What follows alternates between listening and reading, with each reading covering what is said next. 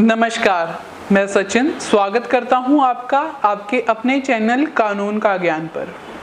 आज का हमारा विषय है वसीयत यानी विल।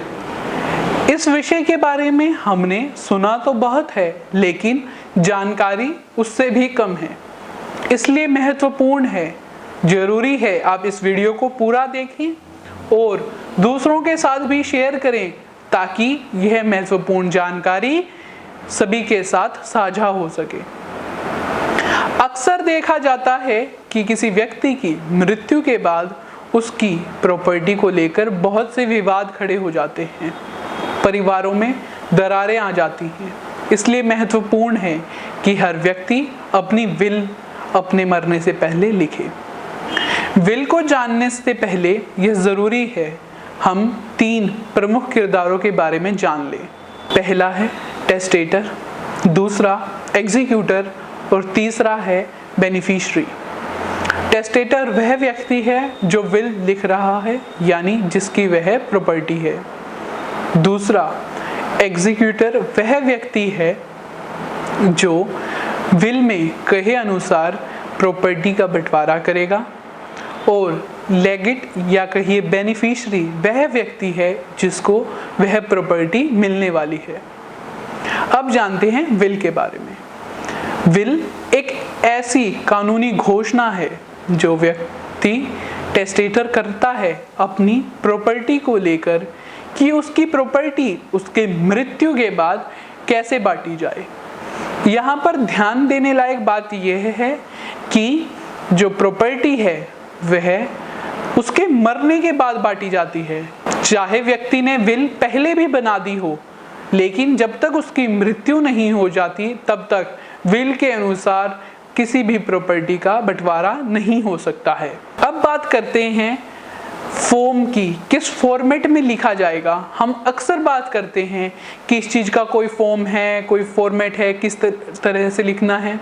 तो आपकी जानकारी के लिए बता दूं, विल का कोई भी फॉर्मेट नहीं है। आप विल को किसी भी फॉर्म में लिख सकते हैं, लेकिन अगर आप चाहते हैं कि आपकी विल कानूनी रूप से सही हो तो आपको हर पेज के आखिर में आपके हस्ताक्षर यानी साइन करने होंगे।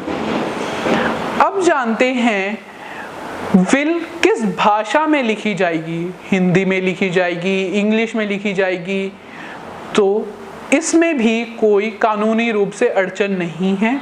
आप किसी भी भाषा में अपनी विल यानी वसीयत लिख सकते हैं, लेकिन यह ज़रूरी है कि आप साफ सुथरे शब्दों का इस्तेमाल करें और ऐसे शब्दों का इस्तेमाल ना करें जिनसे 2 मतलब निकाले जा सकें, ताकि टेस्टेटर यानी जो व्यक्ति विल लिख रहा है उसकी जो इंटेंशन है, जैसा वो चाहता है, उसी प्रकार ही प्रॉपर्टी का बंटवारा हो। अब बात करते हैं सबसे महत्वपूर्ण विषय यानी अटेस्टेशन की, यानी गवाही की। जब भी कोई व्यक्ति अपनी विल लिखता है तो उसको 2 गवाहों की ज़रूरत होती है। वह गवाह जो व्यक्ति विल लिख रहा है यानी टेस्टेटर को विल पर साइन करते हुए देखेंगे, और वह व्यक्ति जो विल लिख रहा है वह भी उन गवाहों को उस विल पर साइन करते हुए देखेगा, और जो गवाह हैं वो भी एक दूसरे को साइन करते हुए देखेंगे, जिसका मतलब है तीनों को इकट्ठा होकर ही साइन करने पड़ेंगे। लेकिन यहाँ पर कुछ धर्मों को मानने वाले लोगों के अनुसार अटेस्टेशन में बदलाव है। अगर कोई भी व्यक्ति किसी पारसी या क्रिश्चियन व्यक्ति का अटेस्टेटर बनता है यानी गवाह बनता है, तो वह उस विल का, उस वसीयत का एग्जीक्यूटर नहीं बन सकता और ना ही उसका बेनिफिशियरी बन सकता है। अब बात करते हैं रजिस्ट्रेशन के बारे में। हम अक्सर सुनते हैं कि जमीन के सौदों को लेकर की रजिस्ट्रेशन जरूरी है, लेकिन आपको बता दूं भारत में विल की रजिस्ट्रेशन की कोई कंपल्शन नहीं है। चाहे आप उसमें अपनी इमूवेबल प्रॉपर्टी यानी ज़मीन को भी किसी व्यक्ति को दे रहे हैं तो भी आपको उसकी रजिस्ट्रेशन की ज़रूरत नहीं है। लेकिन अगर आप अपनी विल को रजिस्टर कराना चाहते हैं तो आपको रजिस्ट्रार ऑफिस में जाना पड़ेगा, साथ में अपने दोनों गवाहों को लेके जाना पड़ेगा। रजिस्ट्रेशन का फ़ायदा यह है कि ना तो कोई व्यक्ति आपकी विल को चुरा पाएगा, ना ही कोई उस विल में बदलाव कर पाएगा और ना ही उसको इस व्यक्ति उस विल को नष्ट कर पाएगा। तो वह विल रजिस्ट्रार के पास सुरक्षित हो जाती है। अब बात करते हैं, क्या एक बार विल बन गई तो क्या उसमें कोई बदलाव नहीं लाया जा सकता, कोई चेंज नहीं लाया जा सकता?